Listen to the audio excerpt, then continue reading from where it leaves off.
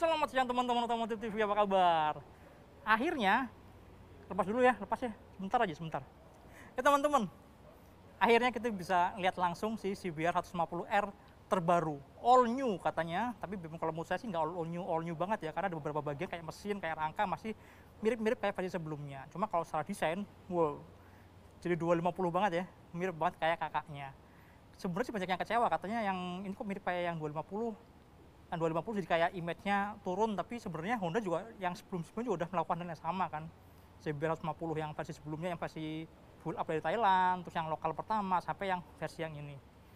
Cuma kalau menurut saya sih nggak ada masalah lah ya, mirip-mirip, malah secara image yang 150 ini bisa terdongkrak kayak kakaknya. Nah sekarang kita sama lihat teman-teman, kita akan langsung lihat detailnya, apa aja yang berbeda, seperti apa sih, yuk sama-sama yuk. Nah teman-teman, ternyata kalau dari samping tuh, kelihatan banget ya, garis-garisnya tegas banget, futuristik banget, dan dia gede di bagian depannya. Depannya tuh kayak gede, lebar gitu, cuma belakangnya tipis, masih kayak versi yang sebelumnya. Kesan big bike look-nya makin kerasa lah ya, makin kayak moge gitu lah ya. Apalagi sebagai depannya pakai upside down dan spatboard yang sama persis kayak punyanya si CBR 250. Kalau impresi pertama sih awal sih pasti akan langsung, wow, ini 2,5 tuh dari bagian depan. Asli, depannya tuh bikin pangling banget. Kalau kayak gini frontal bener-bener kayak si kakaknya, kayak 250. Terus pilihan warnanya ada yang ini hero colornya merah hitam ya, atasnya merah bawahnya hitam. Ini yang racing red atau livery yang dipakai di Astra Honda Racing Team, Repsol Honda, sama hitam polos tadi tuh. Hitam tapi bagian bawahnya silver ya. Oke teman-teman, kita mulai dari depannya teman-teman nih. Fairing depannya mirip kan, persis banget kayak si CBR 250 kayak kita bilang ya.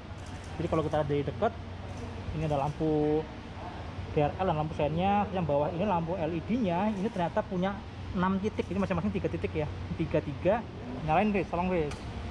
Tuh, DRL, ini lampu dekatnya ya. Nah, lampu dekatnya tuh ternyata ada di tengah. Lampu jauhnya coba lampu jauh guys. Tuh, ada di sebelah kiri. Jadi bikin makin luas ya, makin lebar. Gitu. Lampu seinnya jadi satu sama si DRL-nya. Jadi kalau lagi jadi lampu sen DRL-nya, maka otomatis akan langsung mati kayak gini teman-teman. Nah, jadi DRL-nya. Gitu sih. Terus bentuk windshield-nya ternyata nih kalau kita lihat tuh, cakep ya. Garisnya agak kaku gitu. Terus di sini juga ada lubang anginnya tuh. Ada sedikit lubang angin. Mungkin ini buat kali kalau kita lagi numpuk ya, jadi agak sirkulasi udara di bagian sini tetap lebih enak lah ya. Terus spionnya juga mirip kayak CBR 250. Apakah bisa diputar-putar ini? Bisa teman-teman. Oh iya, 360. Woi. Ini kalau dia ingin berkaca diri, tinggal putar aja gini. Berkaca diri. Oh, berkaca diri ya. Biar nggak sombong. Biar nggak sombong ya, kamu jangan sombong kamu ya, mentang-mentang mukanya tampak kayak 250 gitu kan. Oke, terus turun ke bawah. Ternyata nih teman-teman, spatboardnya itu atasnya, bagian atas ini masih mirip kayak yang lama nih. Ada lubang juga di sini. Mungkin lihat yang merah kali ya. Nah, nih yang merah ini lebih kelihatan. Nih, di sini ini mirip kayak yang lama, ada lubang di sini. Cuma lebih panjang, lebih gondrong ke bawah nih. Jadi seolah-olah kayak mirip kayak 250, tapi enggak, ini ternyata kayak bener-bener sama persis sama 250. Kalau saya sih curiga nih emang yang 250 dipindahin ke sini. Iya, emang kodenya sama. Sama ya? Emang punya CBR 2,5. Persis. Iya. Kemudian shock breakernya dong, upside down-nya. Ini yang dari kemarin rame ya. Showa, asnya 37 mili, ininya gold, persis lah, persis kayak kemarin yang video info sebelum launching gitu ya. Button shock breakernya juga sama nih, warnanya silver. Jadi ini persis banget teman-teman, ini mirip banget sama 250. Shock breakernya, bottomnya, spatboardnya, terus juga dudukan kalipernya ini mirip banget lah pokoknya. Kemudian si kalipernya pakai Nissin 2 piston ya. Terus ini ada kabel kecil teman-teman di sini. Ini kabel untuk speed sensor. Karena di motor ini juga sudah ada varian yang pakai ABS. Ini speed sensor untuk baca perputaran roda, mendukung si fungsi ABS-nya. Kemudian disc brake-nya model waving gini, cakep ya. Dan peleknya, jari-jarinya kecil-kecil, masih mirip kayak versi yang sebelumnya, versi yang lama. Tuh, kalau dari sini kelihatan banget ya, cakep ya. Bentuknya lebih sporty lah. Bannya masih pakai road winner, ukurannya 100/80 ring 17. Lebar peleknya ini ada di sini teman-teman nih, 250, 2,5 nih. Made in Indonesia. Untuk tubeless, terus vendornya Paco, mereknya Paco ya. Oke, kita lihat ke bagian apa mesin nanti aja lah ya. Naik lagi deh fairingnya itu ternyata di sini ada kayak lubang-lubang gini teman-teman, nih lubang kecil gitu. Wah, kurang jelas sih kalau yang di hitam ya, kita pindah ke merah aja deh. Nah ini teman-teman nih, di sini nih ada lubang angin kecil gitu. Terus di bagian sampingnya nih aerofinnya ya ceritanya ya, dia ini bener-bener bolong loh teman-teman tuh. Jadi emang buat membuang panas ya, panas mesin ngalir ke sini disikat ke belakang gitu kan, jadi suhunya bisa lebih adem lah gitu. Udah gitu juga secara bentuk inline sama tangkinya gitu kan, tajam meruncing gitu nih. Di sini lubang-lubang nyambung ke belakang sini gitu kan, jadi terlihat lebih cepat, lebih kencang. Terus bagian sini juga makin gede lubangnya, fairingnya nih bagian samping ini teman-teman, ini jadi kayak menggelembung besar banget yang sini nih, lebih big backloopnya kelihatan di sini. Terus tangkinya teman-teman, nah kan plastik kan, oke ya, fix ya, tangkinya plastik ya. Kemarin banyaknya pada nanyain kan, ini kondom bukan, cover bukan, ini cover teman-teman. Sama semua sih juga cover semua tuh. Gitu, tangkinya cover. Yang kita udah singgung, kalau pakai cover kayak gini nih bikin lebih fleksibel sih, lebih fleksibel dalam desainnya, bentuknya. Tuh, kalau dari atas ya, kelihatan lebar banget ya. Kelihatan jadi lebih lebar ketimbang yang tadi sebelumnya. Di kokpitnya, nah suspensinya Showa SFF BP, Spirit Fork Function Big Piston. Atasnya ini mirip banget kayak si CB 250 ya, tutupnya warna biru gini juga. Biarpun yang CB 250 belum pakai big piston. Terus suspensinya ini udah jelas ya, nggak ada setelannya. Kalau yang lama kan malah ada setelan preloaded bagian atas gitu kan, bisa diputar-putar gitu, mau lebih keras mau lebih empuk. Cuma ya mungkin ini karena udah upside down dan udah pakai big piston, kayak udah nggak perlu lagi lah ya, udah upgrade, udah lebih keren gitu. Kemudian kokpitnya, stangnya ini segitiganya tetap di bawah stang, jadi stangnya masih nggak underyoke ya, stang biasa. Ini bikin kalau menurut kita sih pengendaliannya nanti bakal jadi lebih santai ya. Tuh, saya duduk gini aja nggak terlalu nunduk teman-teman, ini asik sih. Artinya Honda memang tetap mempertahankan motor ini nyaman posisi ridingnya.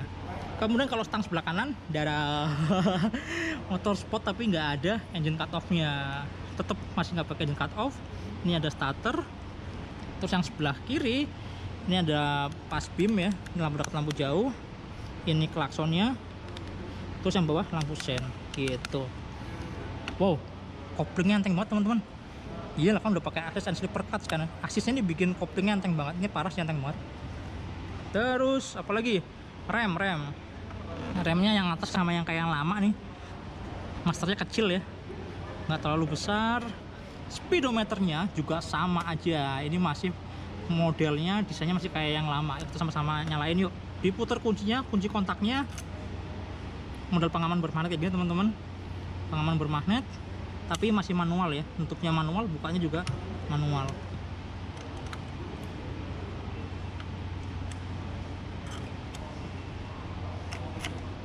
Nah, ini teman-teman. Apa aja isinya? Kalau layoutnya sebenarnya mirip ya kayak yang lama ya. Klasternya, terus ini juga apa namanya, negatif display-nya juga mirip banget.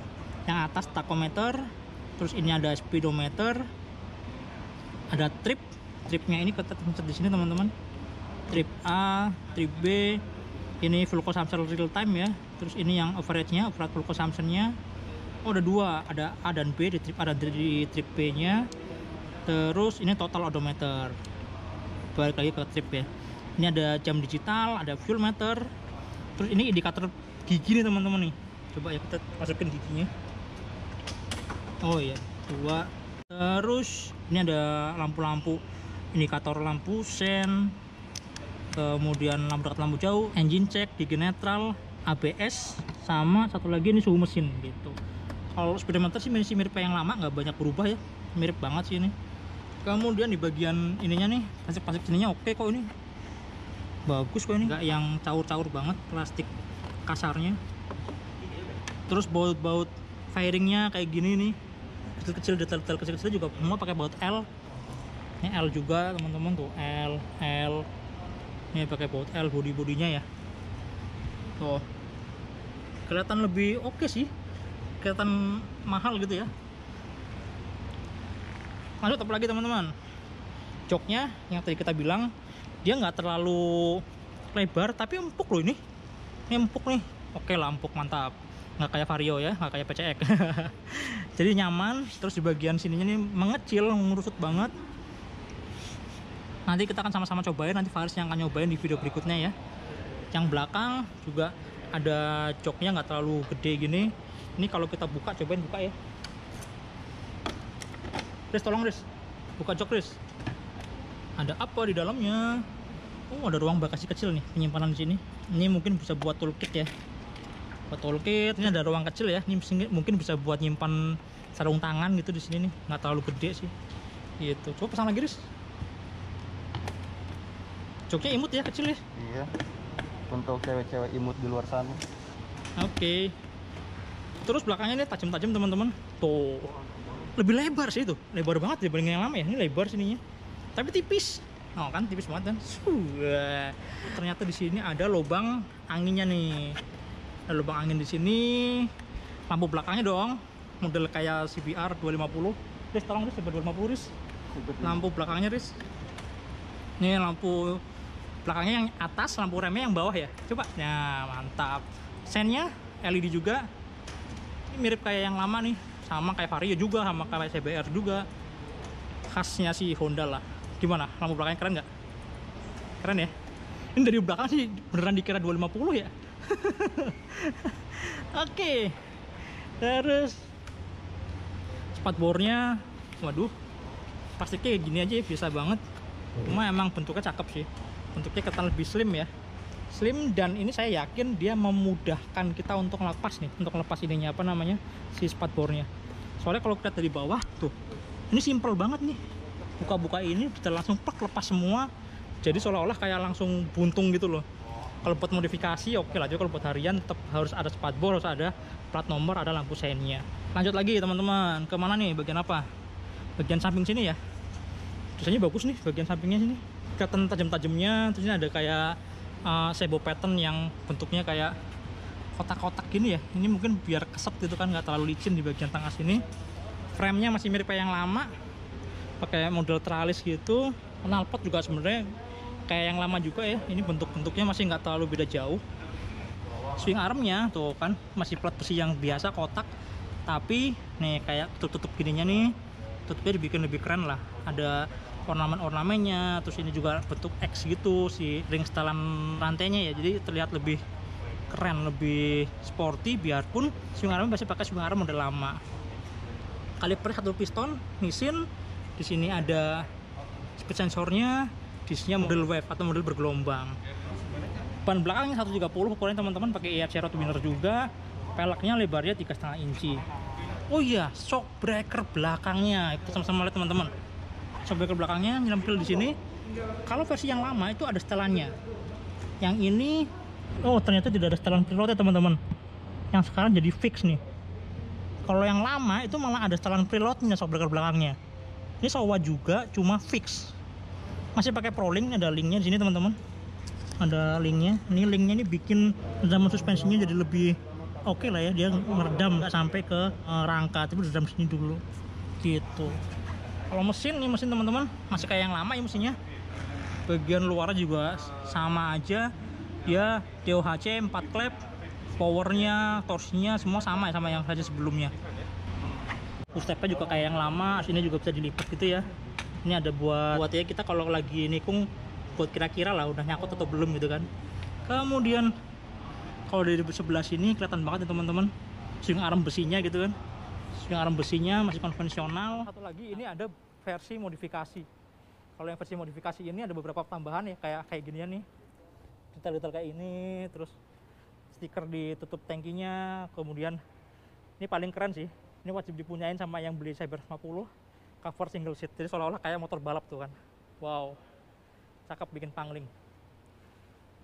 Oke, teman-teman, kira-kira itu review singkat kita pertama kali first impression ngelihat CBR 150R dari dekat. Setelah video ini akan ada videonya Faris yang nyobain motornya. Nah, jangan sampai kelewatan ya, tonton juga videonya Faris. Oke, kira teman-teman sampai di sini video singkat kita. Sampai jumpa di video berikutnya. Jangan lupa like, subscribe, tonton terus Otomotif TV. Dah. Teman-teman, kemarin tuh di YouTube channel Yaelah.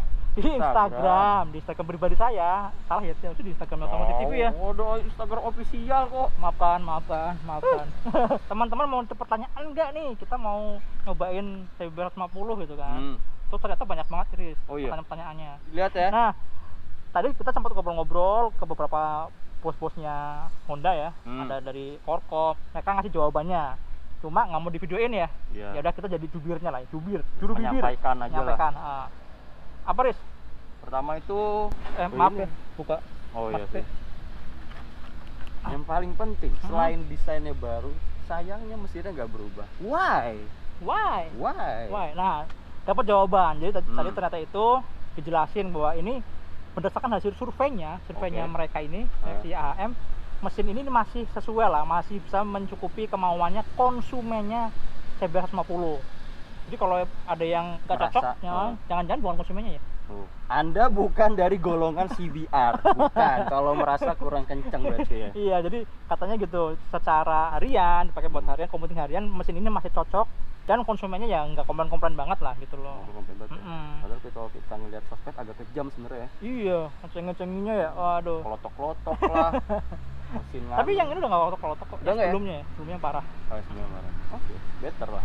Terus tadi Uswisan juga sempat ngobrol sama Aan kan tadi kan, dia bilang bisa aja nih Honda bikin yang 170 cc atau apa mesin yang lebih baru, powerful, cuma secara cost pro katanya nggak masuk gitu kan. Karena emang marketnya sport 150 ini kayaknya nggak terlalu besar. Iya, nggak kayak PCX lah ya. Oh iya jelas. Kalau Beat PCX gitu ya. Iya, Beat, Scoopy, all beneran gitu kan, semuanya baru. Iya. Itu kalau mesin, jadi secara survei memang dirasa masih oke lah ya buat konsumennya. Mungkin konsumennya suka pelan-pelan. Oh mungkin jalan santai menikmati motor sambil pamer kegantengan motornya betul. gitu ya. Cari aman. Iya. Terus apalagi tadi pertanyaan yang banyak tadi itu masalah terus suspensi belakang ya? Iya, suspensi belakang. Suspensi belakangnya kenapa nggak ada setelannya sekarang? Monoshocknya ya. Monoshocknya. Kemungkinan kalau mereka bilang sih tadi karena memang secara fungsi nggak banyak yang pakai tuh, nggak banyak jarang yang otak-atik ya. Iya, jadi ya udah pakai aja standar aja udah. Jadi ngapain gitu. Akhirnya dihilangkan. Hilain aja. Sama cost-nya itu dipakai untuk yang upgrade yang depan. Bisa iya. Jadi. Tadi ada bocorannya itu yang belakang itu disetel di level 2 ya. Springnya. Sama damping sama ribonnya katanya dibuat lebih lembut. Oh gitu. Iya. Jadi kalau yang lama kan ada 5 setelan tuh. Jadi diambil yang di nomor 2-nya ya. Iya. Nomor 2-nya. Tapi emang nyaman banget ya. Dudukin aja langsung ambles gitu. Iya, empuk ya. Lanjut apa lagi? Tadi tuh desainnya sama kayak CBR 250 RR. Gimana perasaan yang 250 gitu motor kan? beli 80 juta sama kayak yang 40 juta gitu kan. Cuma concernnya mereka bukan ke perasaan yang 250, tapi gitu. justru mereka kepengen nge-up nih, mengangkat pride-nya yang 150. Jadi gue beli motor 40 juta nih, CBR 150 tapi looks-nya kayak 80. Terus perasaannya yang 250 gimana? Kalau kan kalian sudah menang performa, menang suara gitu kan. Gitu sih, bener juga sih akal ya. Ya udahlah. Jadi jangan lihat yang atas ke bawah tapi bawah ke atas. Bawah ke atas lah. Terus apa lagi? Yang terakhir setangnya ini nggak ada engine cut off yang kanan. Dari zaman dulu ya. Cuma starter aja nih, mohon maaf. Padahal masih banyak, ada sedikit ruang lah untuk naruh saklar. Dari tahun berapa tuh CBR pertama juga nggak ada. Matiin motornya mesti dari kontak gitu, iya. Kalau tadi sih sama, fokusnya di harga, di cost pro. Jadi daripada untuk bikin itu nambahin engine cut off, mendingan dipakai untuk shock breaker depan, desain apa LED segala macam gitu. Jadi mungkin prioritas ya. Mungkin konsumennya pas di riset ya, kalian juga sih konsumennya.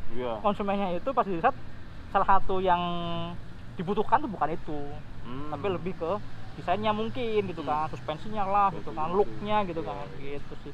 Ya udah, kebanyakan itu pertanyaannya ya. Ya kurang lebih itu. Oke deh, kita langsung tonton videonya Faris mereng-mereng di sirkuitnya AHM. Ayo.